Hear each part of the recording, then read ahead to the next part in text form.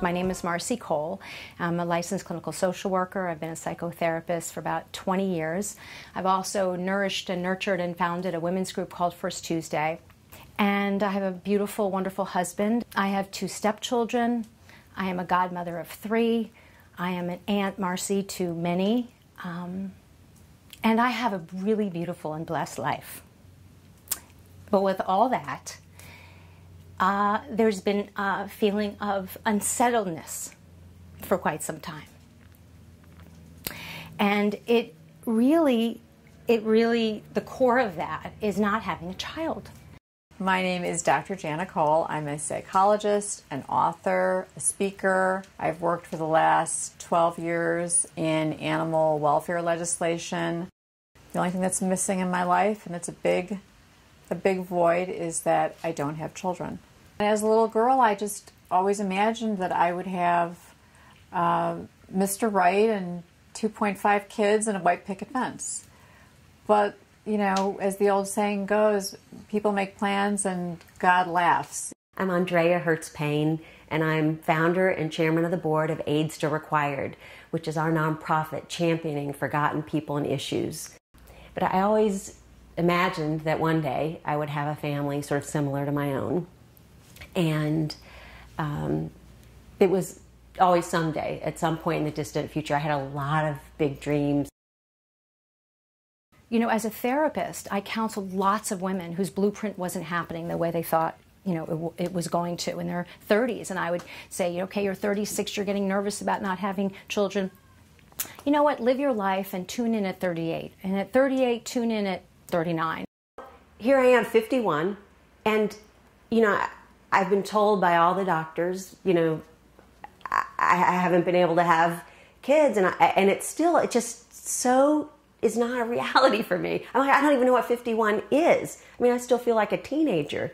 You know, I feel like all the women I know, we have so much energy and vitality, and, you know, I still feel like I have everything in front of me. It's a life cycle experience that I wanted and expected and prayed for and hoped to have. And the fact that I don't have it it's been gut-wrenching. It's been horrible. I feel really fulfilled by our work, but just a deep emptiness and longing of that barrenness I spoke about.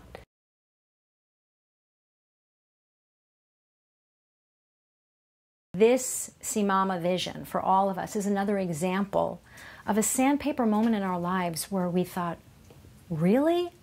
I'm not going to have a child? My amazing friend who's got maternal, visceral, beautiful energy coming out from every pore, she's not going to have a biological child? It's felt like sandpaper at times for us. It's hurt. It's been harsh. We want to run away from it.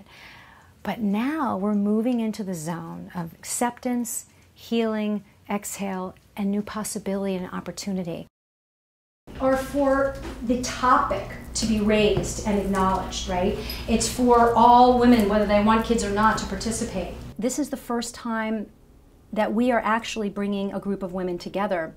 That really represents to me the expansion of moving this vision from one that is my own to one that with whom it resonates with, so that it becomes our vision. And when we save a child, we save the world. And this movement will touch the lives of so many, and I hope that it starts a momentum and that people are inspired by these stories and that they realize anyone can be a mother at any time in their lives if that's truly their calling. What I love about this project is that it brings together everything that I believe in about the consciousness of motherhood, because motherhood is a consciousness.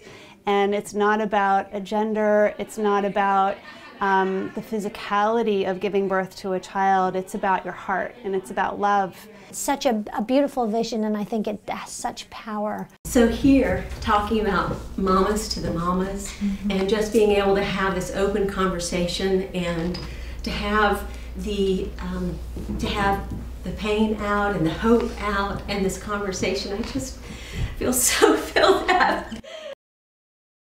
I just felt such a sense of possibility that there were other women like me and that we could sort of come out into the open and in the talking about it and in the expression of it start to heal, and also find ways that we could actually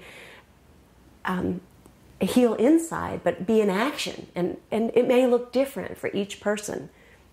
Some women may choose to adopt, some women may choose to foster, some women may create an organization, being part of the organization, and help other women do that.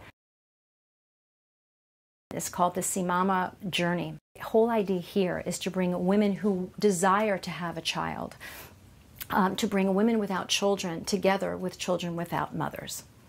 And the reason why we call ourselves childless mothers is because there is the mother in all of us, and our capacity to attune and intuit and nurture and love and hold a space. Not only just for our biological children, but the biological children of the world and the planet. So in this second part of this movement, there's a journey, and we will have groups of women called, and we're going to be called mom pods, and there's going to be a mom pod every year that goes out, and we will need plenty of logistics and research about where to go, but we're looking for the children that have the least amount of resources and have that gleam in their eye. So many children aren't just left on their doorstep. One of the hospital wings had a place that was specifically for abandoned babies and children. And this was our experience in Haiti. And I know that it's endemic in many parts of the world. Part of my vision and hope and passion for CMomA is that we can do something about that.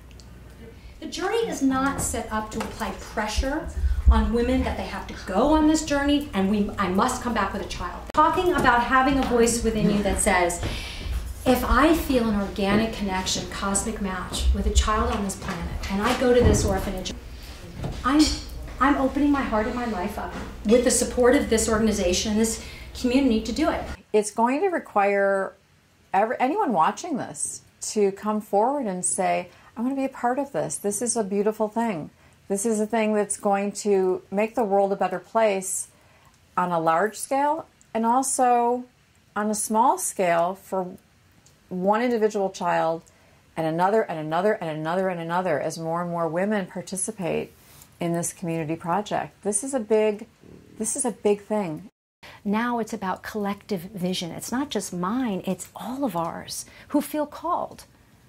And it's all about using, that Gandhi notion of my life is my message. It's using our life for its highest good and looking at what didn't happen perhaps as a blessing for a bigger calling.